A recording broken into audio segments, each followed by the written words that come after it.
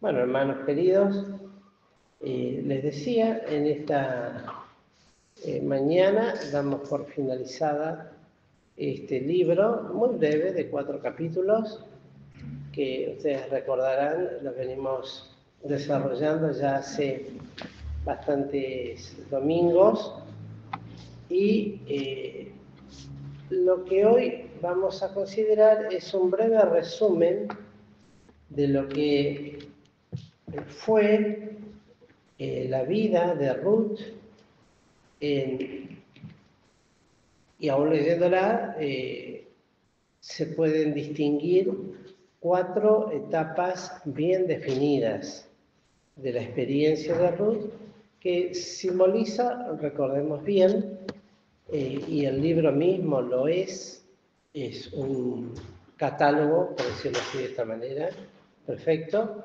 enseñanza clara de lo que es la redención.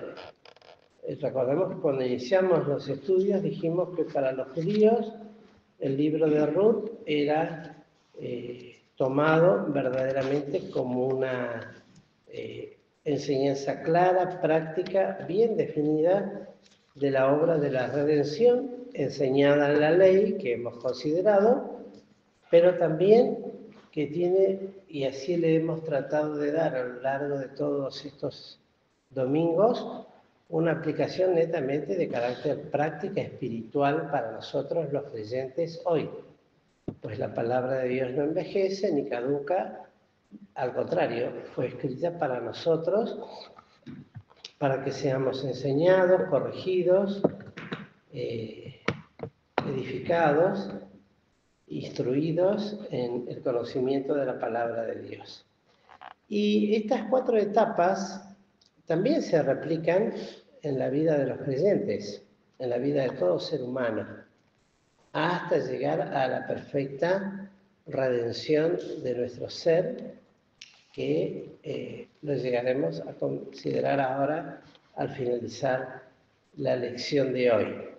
Pero la primera etapa bien definida está en el hecho de la condición natural en la cual se encontraba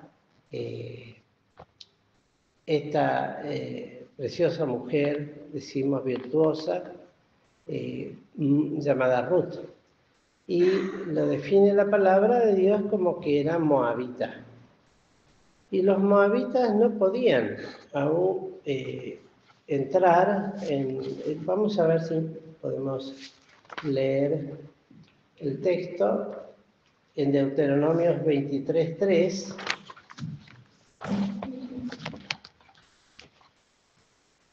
Como tal, siendo de la nación de Moab, 23:3, cuando en las distintas leyes que Dios establece para el pueblo de Israel ya en este segundo decálogo y declaración de las leyes que ya iban a entrar a la tierra prometida ellos, esto fue anterior, es muy parecido a lo que se va relatando en Levíticos y en Números, pero con una diferencia generacional, porque ya todos los que habían pecado en el desierto cayeron, y era toda gente joven, nueva, de 20 años para abajo que habían quedado con vida y luego ya entraban a la tierra prometida.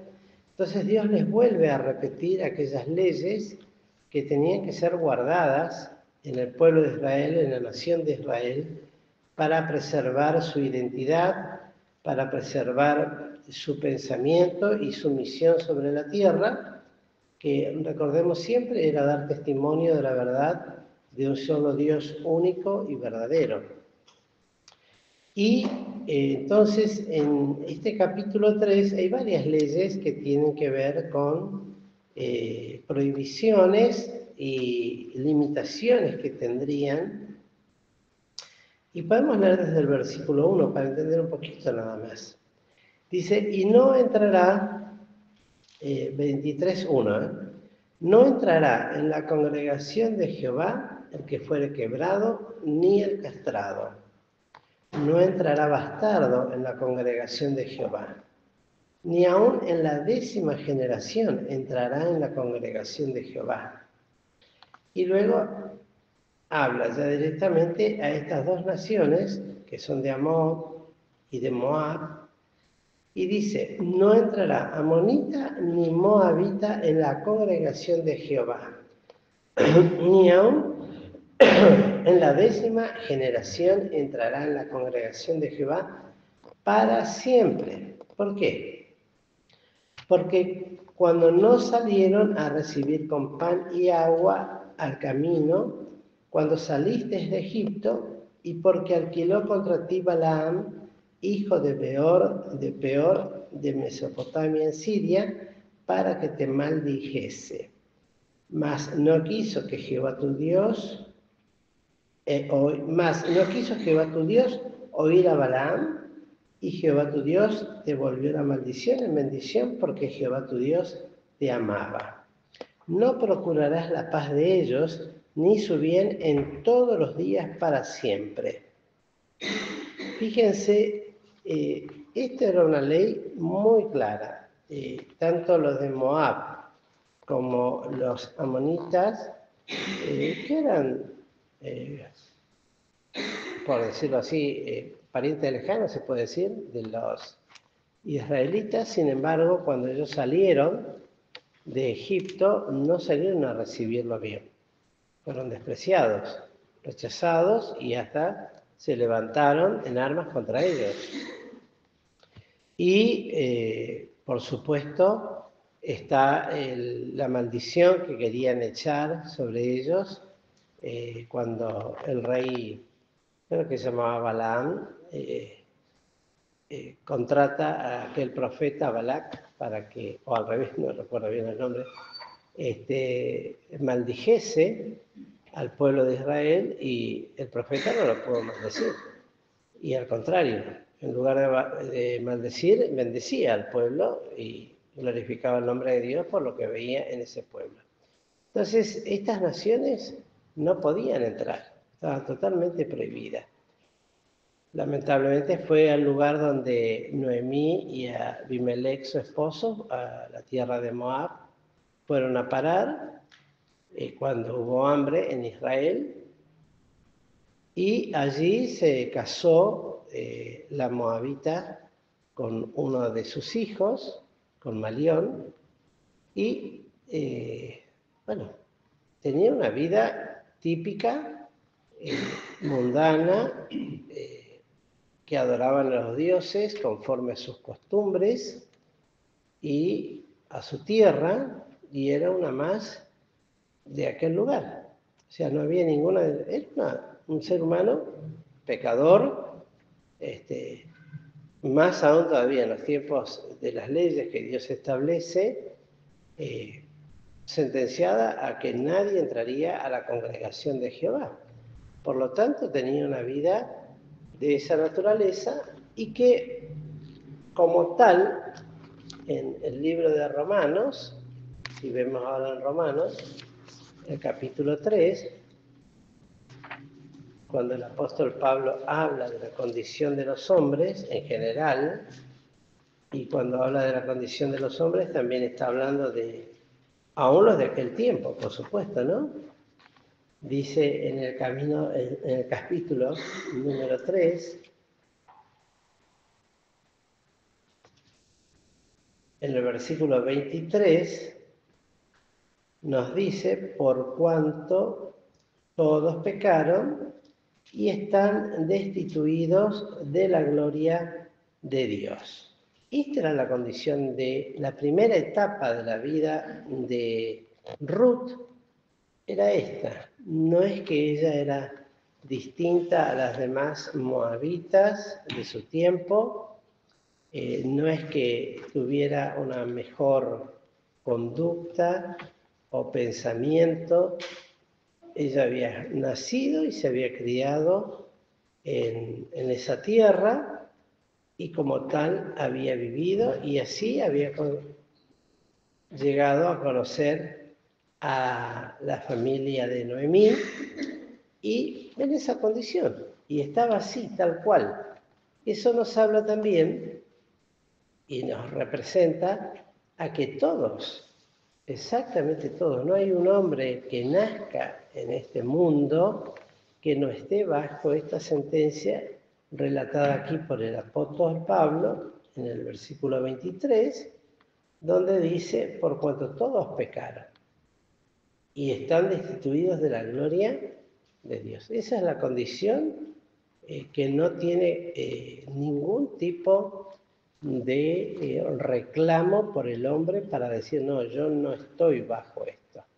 No hay hombre que pueda decir que no ha pecado, porque el que dice que no ha pecado, lo dice el apóstol Juan en su epístola, en su primera epístola, hace a Dios mentiroso, porque no hay hombre que no haya pecado. Y cuando decimos hombre, hablamos de mujer también. El género humano estaba perdido en sus delitos y sus pecados. Y la nación de Moab, lo mismo.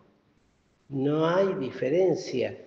Y por ende, Ruth, la moabita, estaba en esa primera etapa de su vida sin ese conocimiento de Dios y sin esa experiencia que la tenía sumida en una condenación de pecado y de muerte. No había diferencia.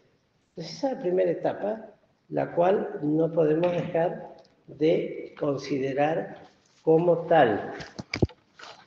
Y en esa condición, esta mujer, y asimismo lo dice la suegra, cuando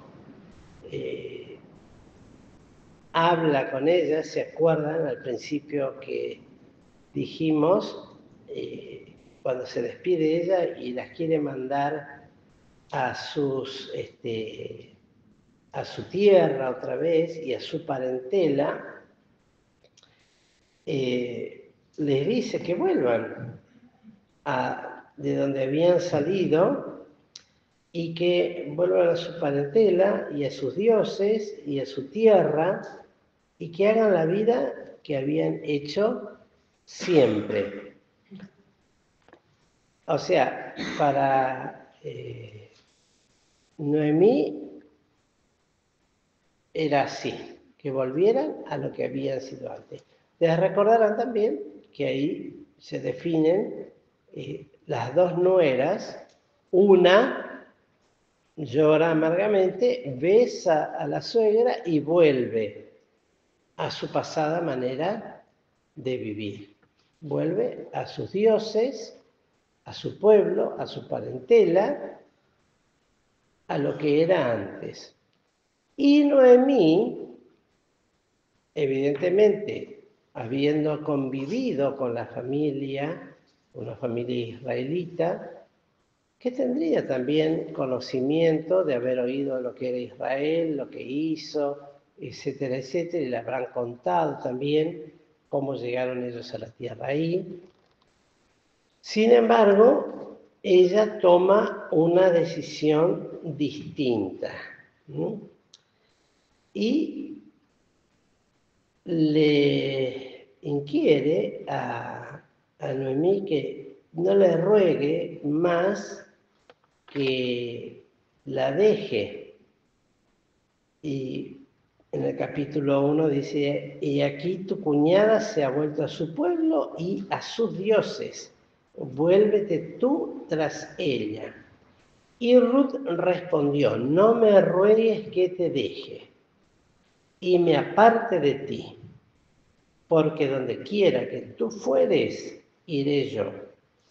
Y hasta ahí uno podría decir, bueno, es una actitud buena, genuina, realmente sincera de parte de Ruth, loable, pero que es en el orden humano, horizontal, terreno, afectivo, genuino, no fingido. Esto lo decimos para refrescar un poquito la memoria. Entonces recuerden la situación. ¿Cuál era la situación de Noemí? De abundancia de bienes, que por eso Noemí quería quedarse con ella. No tenían para comer. Estaba en una pobreza total. Entonces, hasta ahí, hasta esa parte del texto, uno lo puede llegar a aplicar en ese sentido. Es como quien dice, tengo códigos. Hoy se usa mucho esa palabra, ¿no? En todos los órdenes. El código. Tengo códigos, tengo esto, estoy en deuda con esta persona. Pero cuando entramos a hablar como hijos de Dios, hay algo en los cuales no hay códigos en el orden humano. ¿Y cuáles son? En las cuestiones espirituales. Y acontece lo que decía el Señor Jesucristo, que cuando Él entra en el hogar, no viene a traer paz al hogar. ¿Qué sucede cuando entra Cristo por un creyente en el corazón al hogar de una familia que no tiene a Cristo? Es bien recibido, abrazado, besado, felicitado, le dan los parabienes, vení, pasá, ahora sos cristiano evangélico. Nosotros no, pero vos sí. ¿Pasa eso? ¿Qué pasa generalmente? ¿Y los códigos? ¿El enemigo del hombre serán? ¿Qué dice el Señor Jesucristo? Los de su propia casa. La madre que me parió, en el buen término de la palabra, que me dio luz, es la primera que se convierte en mi enemiga. Pero no es chiste, ¿eh? Empieza una guerra, pero a muerte, de oposición, de burla, y lo digo por experiencia propia. Ahí está mi hermana que se ríe, ¿no? Cuando yo volvía a las cosas del Señor, ¿sí? Había una novela, que no sé qué, era un beato. El beato sabe lo que es, ¿no? Es un santón. Y me decían el beato Carlos, porque había vuelto a la iglesia y todo. La gente de mi casa, aunque mis padres habían conocido a Cristo, pero vivían como el mundo. Entonces, el beato Carlos. Y me cargaban con eso. Y después ya hasta se ponía, mi madre particularmente, se ponía agresiva conmigo. No quería que venga a la iglesia. No quería que vuelva. No quería saber nada. La primera vez que lo fue a visitar el pastor Dick, le hizo un desprecio, pero era como que lo había ido a visitar, no sé, lo ignoraba totalmente, el pastor le hablaba con todo cariño, ella seguía tejiendo. Sí, sí, sí, le decía. Sí, claro, tienes razón, ¿ves? Pero no lo echó por deferencia nada más. Pero pasa eso. Lucas 12. Léelo. Lucas 12, 51. ¿Pensáis que he venido a la tierra a dar paz? No, os digo más disensión. Porque estarán de aquí en adelante 5 en una casa divididos, 3 contra 2 y 2 contra 3.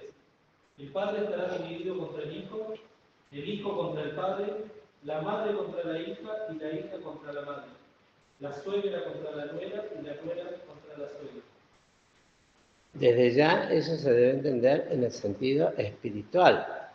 La parte sufrida y que debe sufrir es la del creyente, no debe ser la parte agresiva.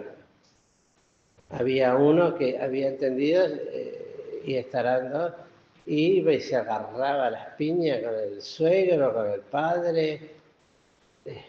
Era de la Fuerza Armada del Evangelio, por decirlo de esta manera. La fuerza de choque, ¿ves? Se ponía el casco, los guantes de box y se iba a pelear con los padres porque no es así.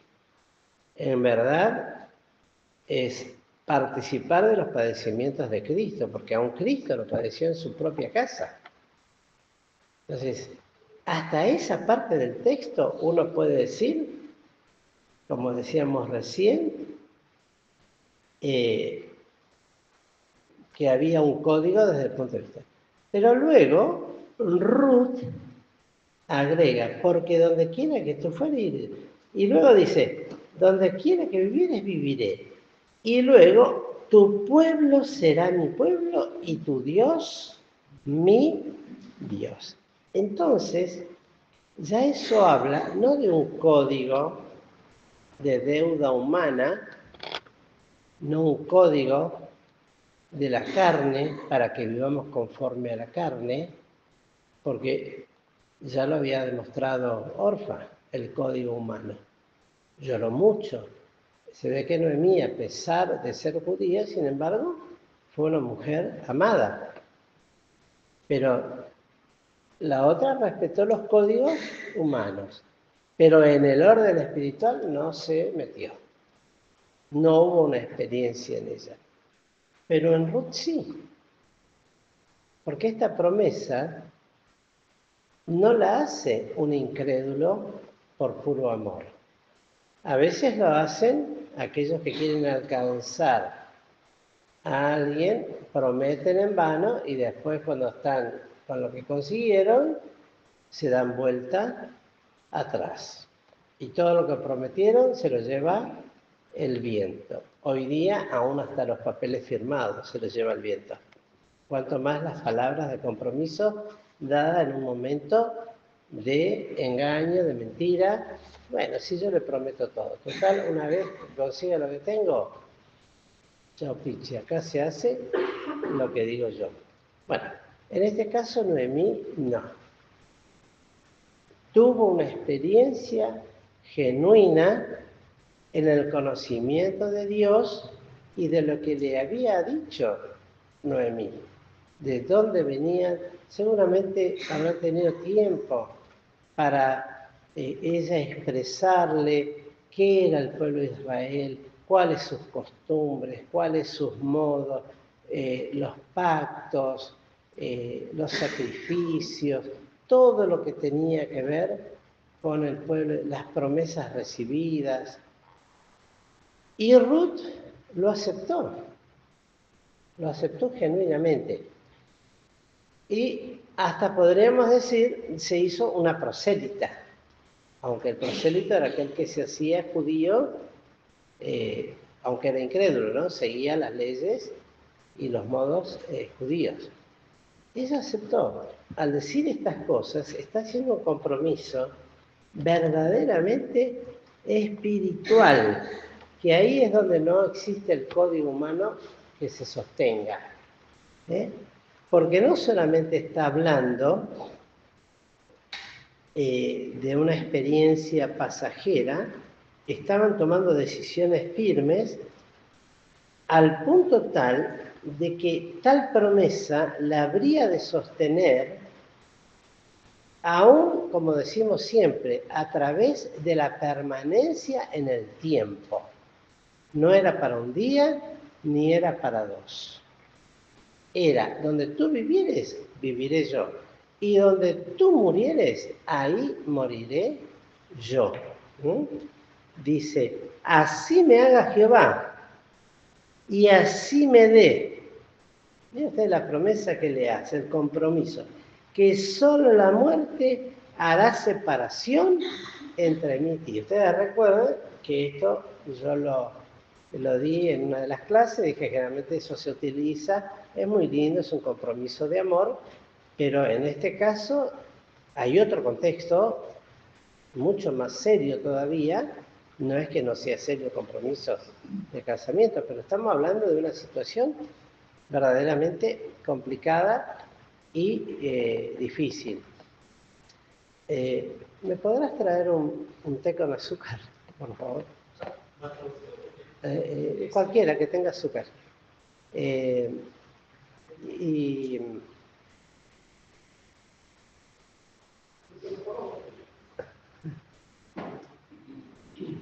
ahora está más dulce.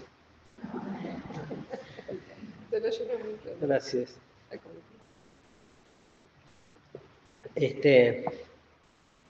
Entonces, estamos hablando de algo mucho más importante y de permanencia en el tiempo. Nos habla de que esta experiencia es la vivida en lo que se relata en Efesios, el capítulo 2,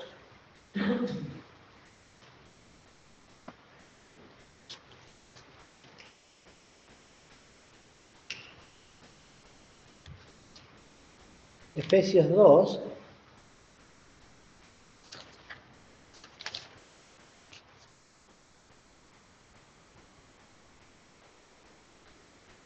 antes de leer el 2 podemos leer en el capítulo 1, podemos leer el versículo 13, en el cual esperasteis también vosotros en oyendo la palabra de verdad, el evangelio de vuestra salud, que significa salud, salvación, santidad, sanidad, en el cual también, desde que creísteis, fuisteis sellados con el Espíritu Santo de la promesa, que es las arras de nuestra herencia para la redención de la posesión adquirida.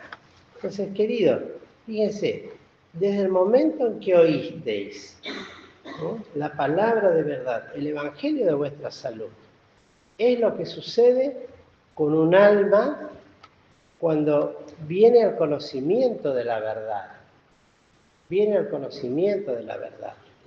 Llega a través de la predicación del evangelio, de algún alma que son los instrumentos que Dios utiliza para que nosotros, puede ser un familiar, puede ser un conocido, un amigo, alguien que en algún momento tomamos contacto, que tenía conocimiento de la verdad del evangelio y nos lo transmite.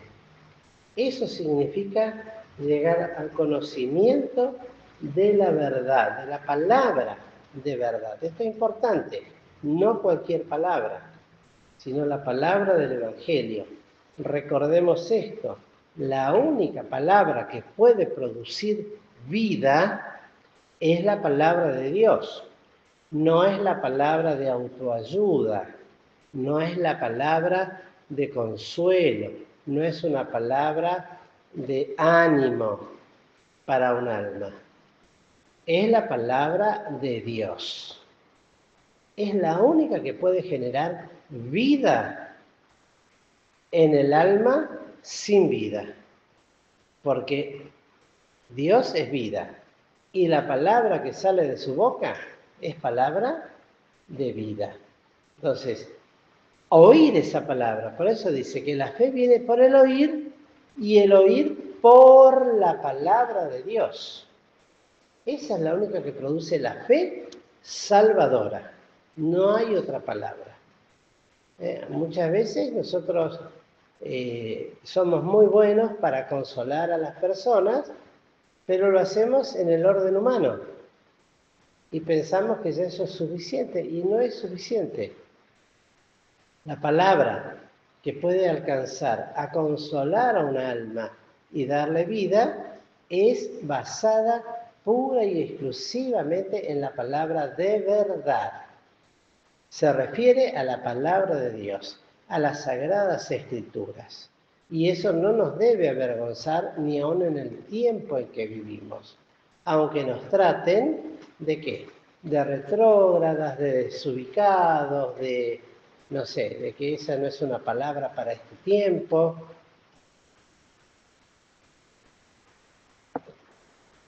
Debemos pensar que es la palabra que vive y permanece para siempre. Es la palabra de verdad. Es la palabra de vida, verdad con mayúscula. Es la palabra de Cristo. Y entonces se produce la experiencia que dice acá, fuisteis sellados con el Espíritu Santo de la promesa. Nosotros aseveramos, creemos, que fue el momento en que ella declara públicamente de su conversión al decir estas cosas y al sostenerlas en el tiempo. Fíjense lo que dice ahí en el mismo libro de los Efesios, que relata un poquito la experiencia de ella. Fíjense lo que dice en el versículo 2. Si alguien lo quiere leer, puede leer el 2 y el 3, pero fuerte y claro, ¿eh? 2, 2 y 3. En que otro tiempo anduviste. Fuerte, fuerte. En que otro tiempo anduviste conforme a la condición de este mundo, conforme al príncipe de la potestad del aire, el espíritu que ahora en los hijos de entre los cuales todos nosotros también vivimos haciendo la voluntad de la carne y de los pensamientos. Éramos por naturaleza hijos de ira, también como los demás. Miren ustedes, ¿eh? Esa es la condición de Ruth, siendo moabita. Cuando escuchó la palabra de verdad, sucede algo en ella, que es el versículo 8. ¿Quién lo quiere leer? Fuerte y claro. Porque por gracia soy salvo por la fe. Y esto al no de vosotros es don de Dios. Pues es don de Dios, fíjense. Vivíamos de esta manera, escuchando la palabra de verdad, sucede esto. Por gracia, la gracia bendita de Dios salva. ¿Por medio de qué? De la fe salvadora, la que es producida en el corazón de aquel que humildemente recibe la palabra. Recuerden que esto de humildemente también se aplicaba a la actitud de Ruth en todo lo que la fuimos conociendo, en todo el desarrollo de su trato, tanto con Noemí como con Booz, y el respeto a todas las cosas. Por gracia sois salvos. Y esto no es de vosotros, no era algo que le pertenecía a ella, porque esto se cumple aún antes. Siempre es de Dios la salvación. Por eso dice la palabra de Dios, la salvación pertenece ¿a quién? A Jehová, al Señor. La salvación es de Dios y es por pura gracia. No es de vosotros. Nadie puede darle la salvación a otro. Nadie puede delegarle la salvación a otro. Es una mentira, lo que hacen aquellos que quieren hacer salvo a otras personas, sencillamente porque se la transmiten. La salvación es un acto personal de Dios con el alma, donde el alma, frente a la soberanía inmensa de Dios, de que es Rey, de que es Dios de los cielos, y uno es un gusano. Esa debe ser nuestra visión de nosotros frente a Dios. Y ese gusano se postra delante de aquel que todo lo puede. Y que por gracia se inclina a mirar por misericordia al pobre, al menesteroso, al desnudo, al cuitado, al que no es nada. Y que escucha la voz de ese pobre que le dice, Señor, sálvame, ten misericordia de mí, sé propicio conmigo. Y Dios, que es grande en misericordia y bondad para con los hijos de los hombres, se inclina a mirar. Y tiene misericordia, extiende su mano y salva. Le da vida a aquello que estaba muerto, como leímos en Romanos, en sus delitos y en sus pecados. Y le da vida eterna. Y entonces dice que esto no es por obras para que nadie se gloríe. Para que nadie se gloríe. ¿Por qué? Porque somos hechura suya, criados en Cristo Jesús para buenas obras, las cuales Dios preparó para que anduviésemos en ellas. Y ese es el camino que va a emprender Ruth. Ese camino de buenas obras, que Dios le preparó. Dios iba adelante de ellas. ¿Por qué? Porque tenía otros propósitos mucho más allá que después, cuando se relatan las genealogías, se dicen cosas muy importantes. Lo que escuchábamos el domingo pasado. ¿Quién había sido antes de Ruth de la familia de quien vendría el Señor Jesucristo? ¿Qué otra mujer? Rahab. ¿Y qué era Rahab? Una mujer de la vida que estaba en Jericó, que fue de la familia antecesora del Señor Jesús. Eso habla de la introducción de la iglesia en la obra de Cristo. Algunos, cuando me acuerdo dije esto, se asustaron. ¿Cómo el Señor Jesucristo con sangre de antecesores moabitas y de una ramera en su sangre? Y sí, Dios lo permitió. Eso habla de la misericordia de Dios para con los hijos de los hombres. No hace acepción de personas. Menos con aquel que sencillamente y sinceramente le busca. Esto es muy, muy importante. No es que Cristo se mantuvo con linaje real desde siempre. Hay en su sangre ascendientes está bien dicho así, ¿no? De gente, de una moabita, la cual no podía entrar jamás en la tribu o en la congregación de Israel, y menos de una prostituta que haya sido.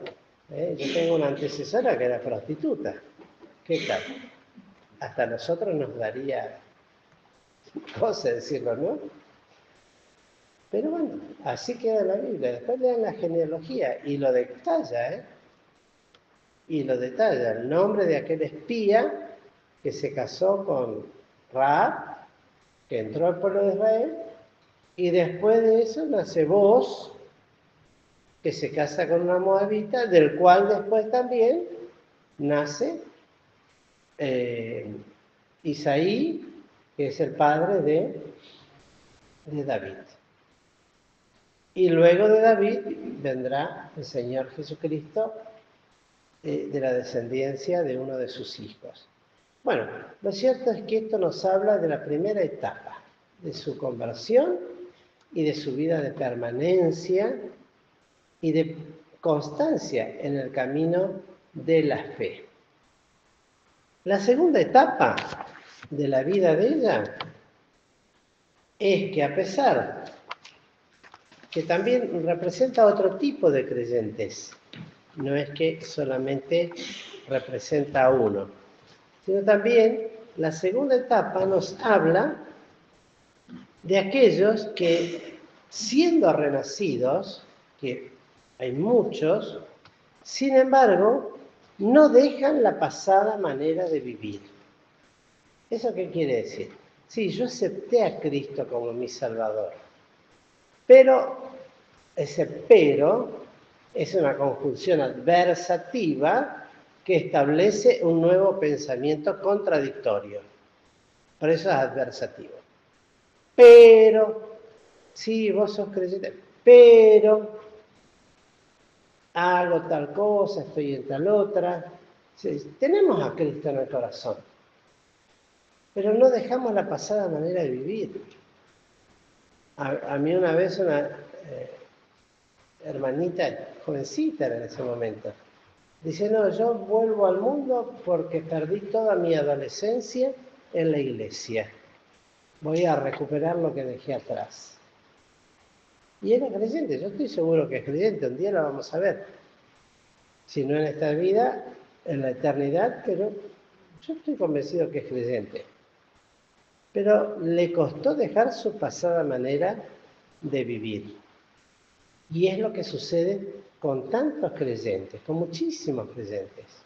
Son salvos, pero no pueden dejar de hacer porque la fe tal vez les alcanzó solamente para la salvación, solamente para ser salvos.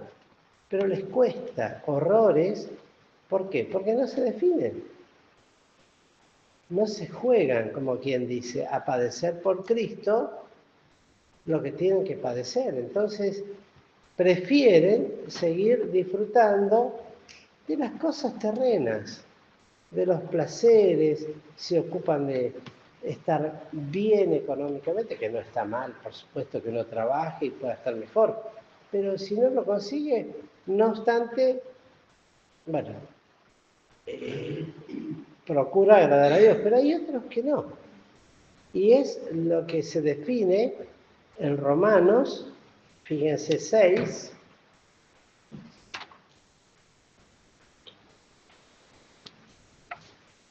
como lo define el apóstol, Romanos 6,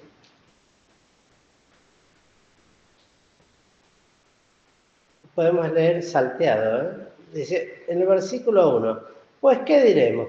¿Perseveraremos en pecado para que la gracia crezca? Sí. ¿Perseverar qué quiere decir? Insistir. Total, yo ya está con el Señor. Pero él me decía, bueno, prefiero casarme que quemarme. En el sentido de, si se quedaba soltero iba a ser macana, en el orden sexual, ¿no? Entonces prefería casarse que quemarse. Y después llevó una vida muy triste, porque lo hizo para saciar sus necesidades pecaminosas, por decirlo de alguna manera. No había amor, no había sentimientos, sencillamente porque tuvo la oportunidad de hacerlo. Qué triste. Se casó. Ahora bien, ¿perseveraremos en pecado para que la gracia crezca? Bueno, sabemos que cuando creció el pecado, sobrepujó la gracia. Pero no aprovecharse de eso para vivir bajo cubierta de pecado. Y hay creyentes que viven de esta manera, y el apóstol Pablo se ocupa de desarrollarlo. En el Romanos 6 nos habla de la obra que Cristo hizo para que el creyente pudiese dejar de vivir de esa manera, para que saliese de ese Moab en el que vivía. Fíjense lo que dice luego más adelante. En el 6, sabiendo esto, que nuestro viejo hombre juntamente fue crucificado con él, para que el cuerpo del pecado sea deshecho, a fin de que no sirvamos más al pecado. Lo advierte, lo enseña, siguiendo un poquito más adelante, en el 12. No reine pues el pecado en vuestro cuerpo mortal. ¿Para qué? Para obedecerle, para que le obedezcáis en sus concupiscencias. No debe reinar. ¿Por qué? Porque ya está obrado en Cristo la libertad, para que ese pecado que antes nos tenía sujeto a servidumbre, ya no reine sobre nosotros. El creyente tiene el poder, la posibilidad, la capacidad y la potestad de poder decirle que no a cualquier pecado. Y si no le dice que no, es porque no quiere. No es porque no tenga la posibilidad. Porque lo dice en el 14. Porque el pecado no se enseñoreará de vosotros, pues no estáis bajo la ley del pecado y de la muerte, sino bajo la gracia. Eso uno lo tiene que entender por fe en Cristo Jesús. Cristo me libró. Yo tengo que analizar mi vida. El punto, ¿por qué estoy pecando? Si no tengo por qué pecar de esta manera. Señor, ayúdame a que tenga asco del pecado.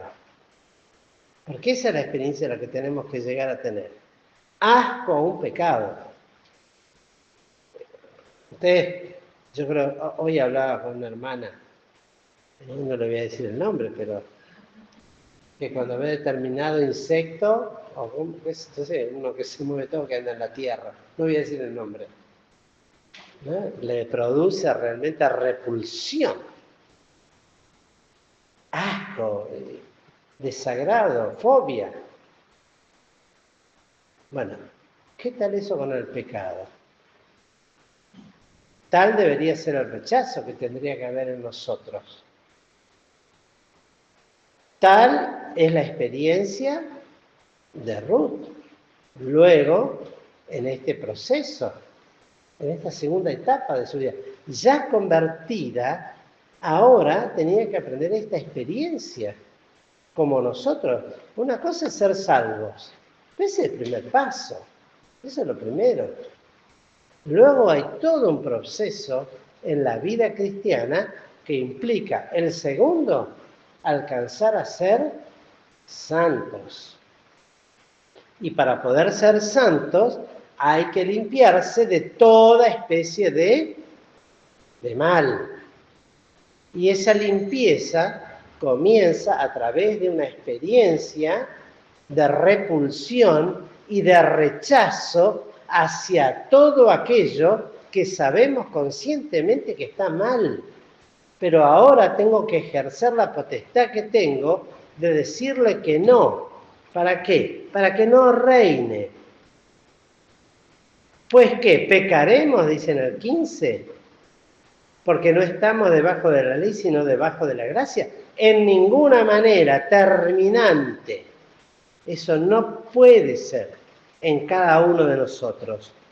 Y luego del 16, ¿no sabéis que a quien os prestáis vosotros mismos por siervos para obedecerle, sois siervos de aquel a quien obedecéis, o del pecado para muerte, o de la obediencia para la justicia?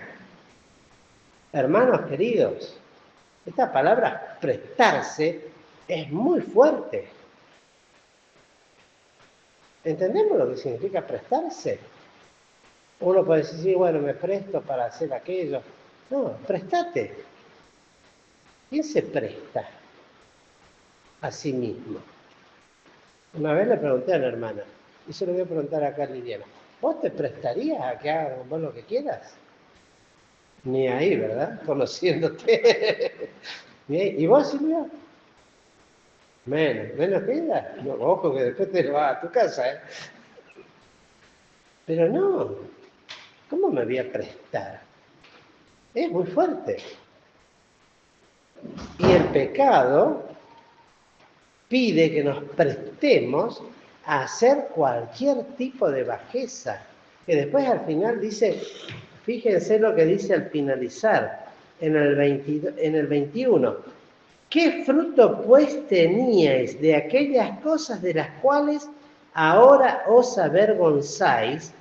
Porque el fin de ellas es muerte.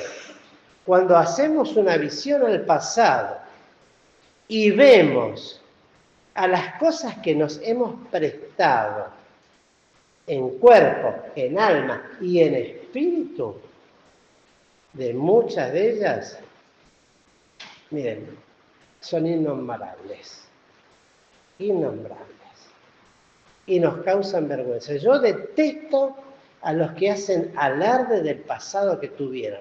No sabes de dónde me sacó el Señor, yo era mujeriego, yo tomaba, le pegaba a mis hijos, yo tenía 2, 3 mujeres. Vergüenza debería darnos eso, porque la palabra lo dice. La palabra lo dice. Un creyente que hace proselitismo de esa cosa para hablar del Evangelio debería callarse la boca, porque le debería dar vergüenza. Sí puede decir como el apóstol Pablo, dar testimonio de lo que él era, pero no hacer alarde. Hay quienes se pasan más tiempo contando de su pasado sucio y asqueroso que de la obra redentora de Cristo. Tal cosa no debe ser así. Y lo dice bien clarito, ¿qué fruto pues teníais?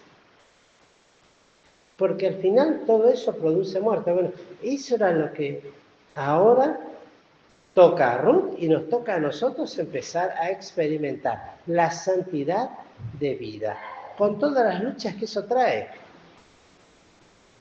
Para que después también pasemos por otra etapa, y no sé si vamos a poder terminar hoy, pero bueno, por lo menos mencionarla, una etapa de gozo y de felicidad y de victoria. Y vamos a ver a Romanos 8.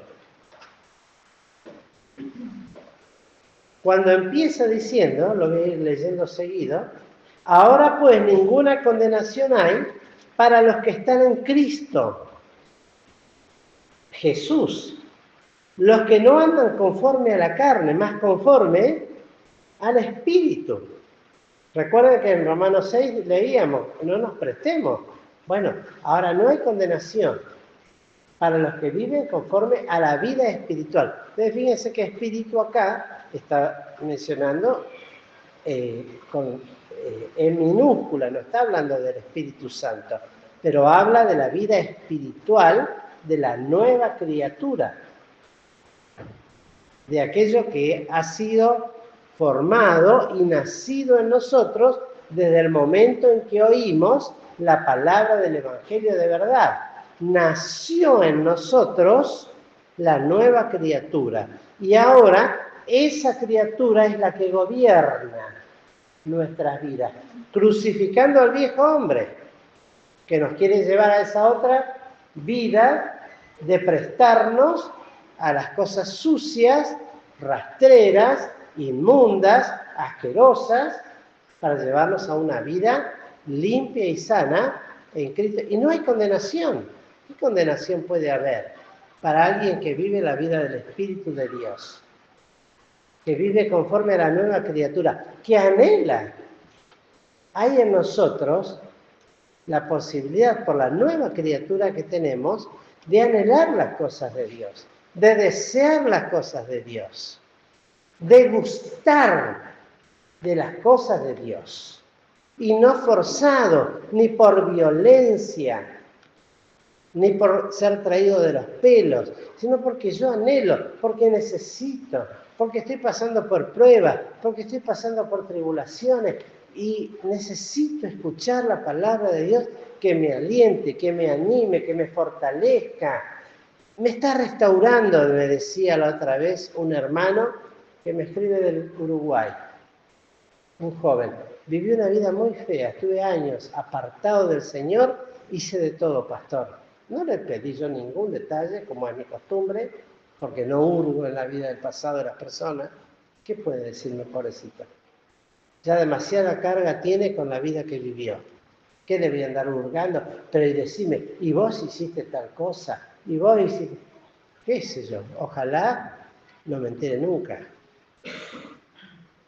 Ella lo sabe, y lo sabe Cristo, pero Cristo me está restaurando. Y estoy volviendo. Y tengo terror, me decía, de volver a ese pasado. En buena hora, le digo. Porque Dios es bueno y misericordioso. Acordate de la experiencia del hijo pródigo cuando va al encuentro con su padre. Le abraza, le besa, y él estaría todo sucio, lleno de caca de cerdo, un olor apestoso. Pero sin embargo lo abrazó, lo besó, hizo fiesta después de bañarlo, por supuesto. Le puso un anillo nuevo que habla de comunión, de amor interminable. Y esa es la restauración. Entonces está la posibilidad para los que viven, aún siendo creyentes en la vieja naturaleza, de dejar de eso. ¿Por qué? Porque hay, y yo creo que no hay uno de acá, porque a mí también me pasó que anduve unos años lejos, y uno no hace cosas de las cuales puede gozarse, ni hacer alardes. Por eso le decía lo anterior, no vuelvo al tema. Pero ahora está la posibilidad, porque Dios restaura lo que pasó, dicen Lamentaciones. Dios restaura todo lo que pasó. No hay un alma que pueda decir, Cristo no me recibió por las cosas que yo hice. Eso es un orgullo carnal, porque Cristo pagó. Y cuando Cristo pagó, yo no soy quien para cuestionarle absolutamente nada. Si Él me perdonó y echó al profundo de la mar todos mis pecados y los borró como una niebla, ¿quién soy yo para cuestionar? Sí debo acercarme, recordando de dónde me sacó. No para que me torture, sino para que me mantenga humilde, para que no crea que porque ahora que me acerqué al Señor, soy más que los demás. Y ahora yo ando, siendo un petizo como soy, con la nariz más, bueno, narigón soy, pero más alto que todos ustedes, porque yo soy pastor y ustedes son... No, yo sé de dónde me sacó el Señor y de las cosas que me tiene que perdonar hoy y ayer y antes y seguramente las que me tendrá que perdonar. Y me mantiene humilde. ¿Para qué? Para que con amor aprenda y vaya aprendiendo el camino trazado.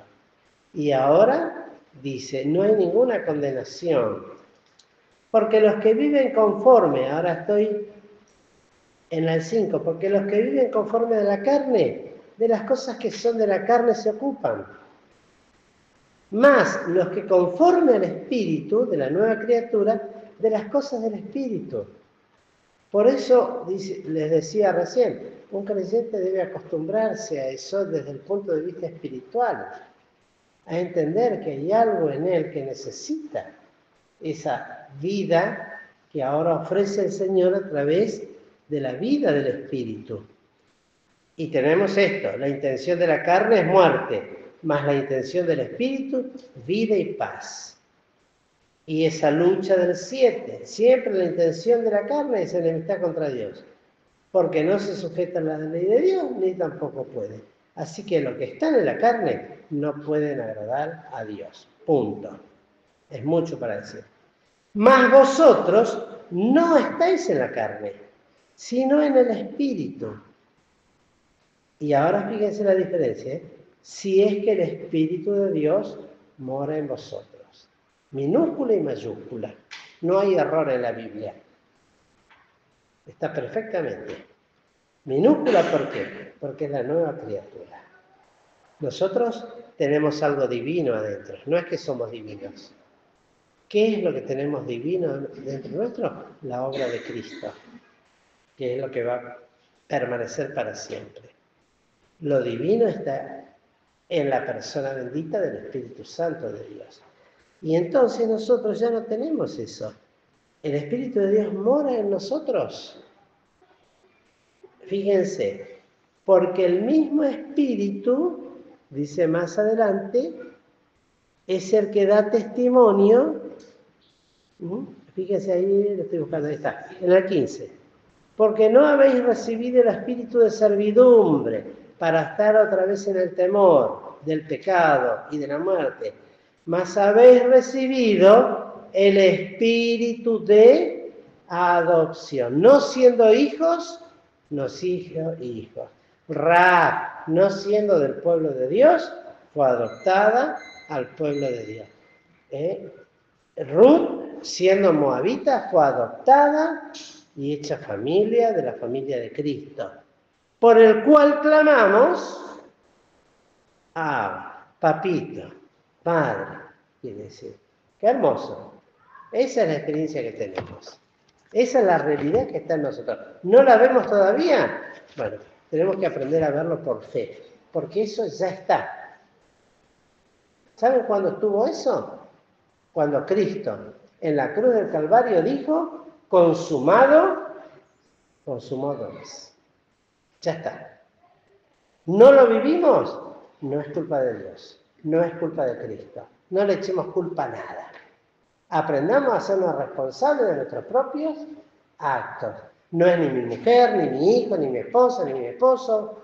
Soy yo el que tengo que aprender a vivir. Porque el Espíritu de Dios, y si alguno no tiene el Espíritu de Cristo, ¿qué cosa? El tal no es de él. Bueno, no se haga más problema. Hágase problema porque se va al infierno. Así que, queridos hermanos, Que el Señor nos bendiga. Son las 4 etapas, las 3, 4 etapas que vivió Ruth, las que tenemos que vivir nosotros. Que el Señor nos bendiga.